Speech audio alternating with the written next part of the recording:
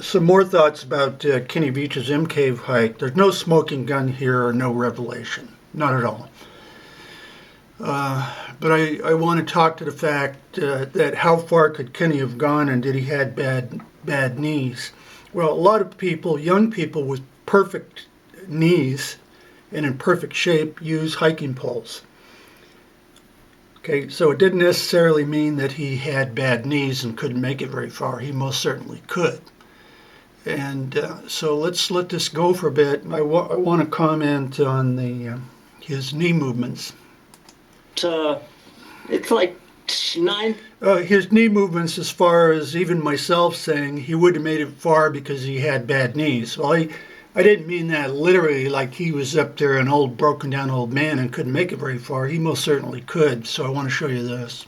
1,000 feet up there, and it's the camera just doesn't do it justice. But I slept on one of those peaks. I think that's the peak I slept on, and then I came down in the morning. And okay, now it took me quite a while to get out of this mountain range. And I walked almost all the way back to the highway. And when he came down, when he was up there, he said he came down and he encountered cliffs.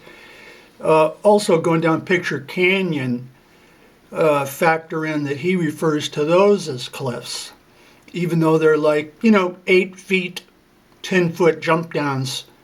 So people picture he fell off a 1,000-foot cliff. No, he's referring to hills and saddles as mountains and cliffs, little jump downs and scramble downs as cliffs.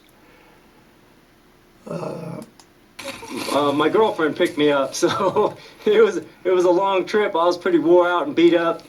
But that's what I do. I'm out here having a good time. So I'm going to hang it up, and hopefully I'll find that cave. If I find the cave, I'm definitely going to set up my tripod over here, and I'm going to go check it out. So you'll see me with my gun in hand and my flashlight, and we'll see what happens. Yeah, I don't know if that's important because it shows that he knows the cave didn't go far in, because he said he was going to set up his tripod outside and then go in and him fighting mountain lions into this deep labyrinth. But he's going to set up his tripod on the outside. Everybody when going into mines simply films with a light and a cell phone or a camera or whatever. And then you go in and you're exploring around, and that is how it's done. But he says set up the tripod, which shows that he knew that it was no like going into a mine area where he was going to walk in and fight mountain lions. I'll be freaked out like I was last time. Who knows? There might have been a mountain lion in there, and it was just my sixth sense talking to me. So I'll catch you later. Talk to you in a minute. And correct, he also shows that he's saying, well, it could have just been my sixth sense. Remember, this trip, this mcave hike, was his third time past it.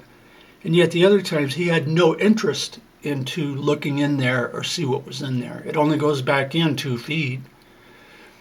Battery's going dead. In a minute. Bye.